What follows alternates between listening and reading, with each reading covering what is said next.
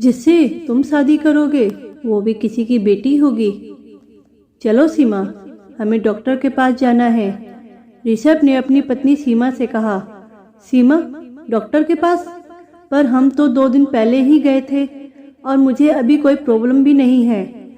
ऋषभ, अरे बाबा, ये normal checkup नहीं है, हमें बेबी का जेंडर पता करने जाना है। सीमा, बेबी का जेंडर?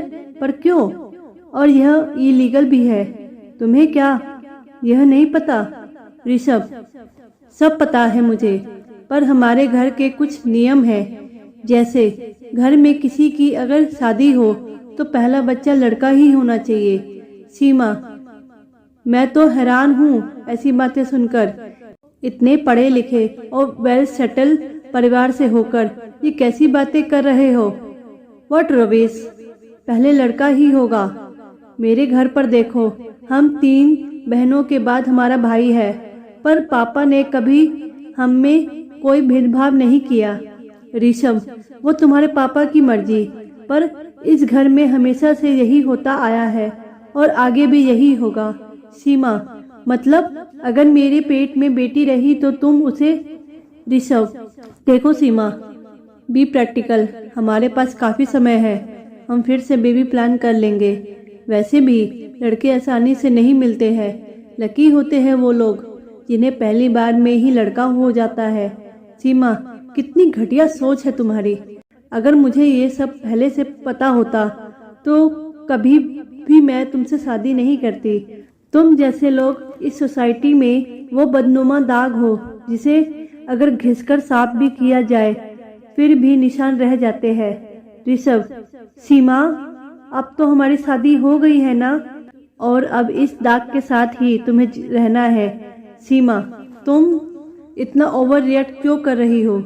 अभी तो बेबी ने जन्म भी नहीं लिया, तुम उसके लिए इतनी पॉजिटिव क्यों हो रही हो? सीमा, जब लड़कियों से तुम्हें और तुम्हारे परिवार को इतनी ही दिक्कत थी तो फिर तुम शादी भी एक लड़के से ही करते ना। ऋषभ, अब बस बहुत हो गया, चलो मेरे साथ, वरना मुझसे कुछ अनहोनी ना हो जाए। फिर दोनों डॉक्टर के पास जाते हैं। जहाँ सीमा को जिस बात का डर था वही होता है। उसके पेट में बेटी थी, पर वह उसे मारने तो नहीं देगी, चाहे ऋषभ के साथ उसके रिश्ते को ही क्यों ना मारना पड़े। ऋषभ डॉक्टर से अगले दिन का अपॉइंटमेंट लेकर घर आ जाता है। सीमा चाह तो रही थी कि अपने पापा को अभी फोन पर सब कुछ बता दे, पर इससे वो ऋषभ को सबक नहीं सिखा पाएगी, क्योंकि उसके पापा तो उसकी हालत जानकर अभी आकर उसे यहाँ से ले जाएंगे। सीमा ने थोड़ी देर कुछ सोचा और किसी को फोन किया। थोड़ी देर बाद ऋषभ उसकी माँ सुनैना जी सीमा के कमरे में आते हैं। सुनैना जी, देखो सीमा, इतना प्रेशर लेने की जरूरत नहीं। मैंने ऋषभ के पहले 3 बार अबॉर्शन कराया है, पर उसके बाद फिर नंदिता हुई ना। हम बेटी के खिलाफ नहीं है, बस उसे बेटे के पहले आने नहीं देते। यह हमारा रिवाज है जो बरसों से चला आ रहा है। एक बार बेटा हो जाए फिर बेटी भी पैदा कर लेना। सीमा, एक औरत होकर आपकी ऐसी सोच पर धिक्कार है मम्मी जी। कौन कब आएगा ये भगवान तय करते हैं, ना कि हम और आप। और मैं कोई बच्चा पैदा करने वाली मशीन नहीं हूँ जो अभी नहीं तो फिर कभी पैदा कर लूँगी। सुनैना जी, देखो सीमा, मेरा काम था तुम्हें समझाना, हमने तुम्हारी सहमति नहीं मांगी।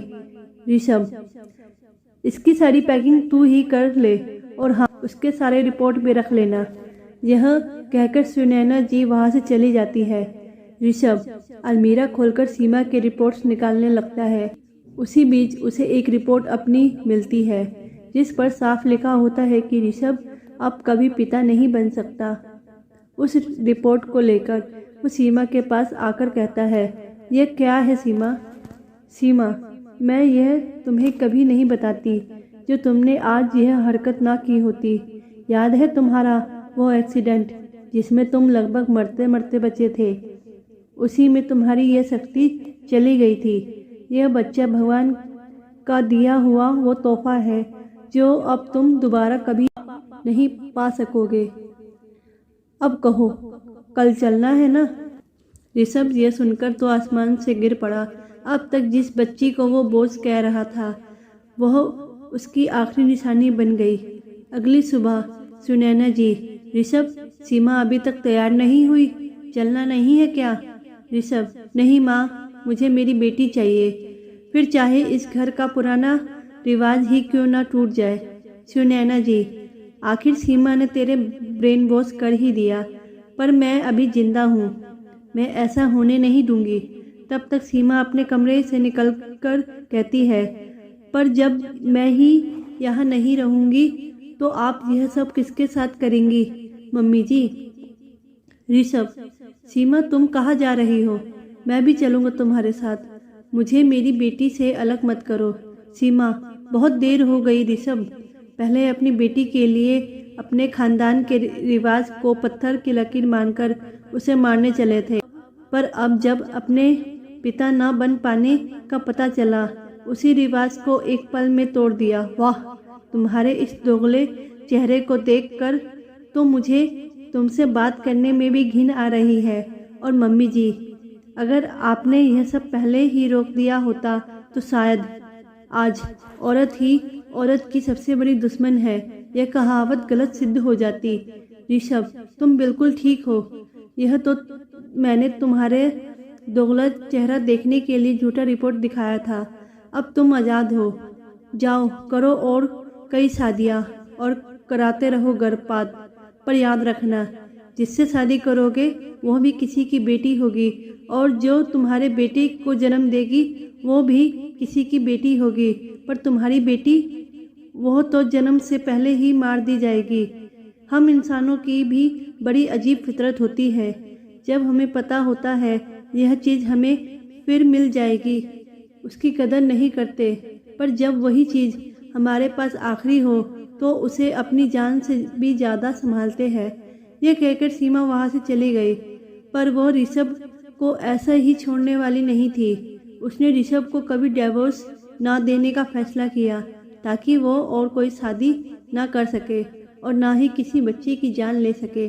पर इससे ऋषभ और सुनैना जी जैसे लोग क्या कभी सुधरेंगे, यह बता पाना जरा मुश्किल है, पर इतना तो तय है, यह सब कुछ बदलने के लिए हम औरतों को ही सबसे पहले बदलना होगा, तभी जाकर समाज से यह दाग मिट पाएगा, वरना हमें दबाने वाली हाथों की कमी नहीं है।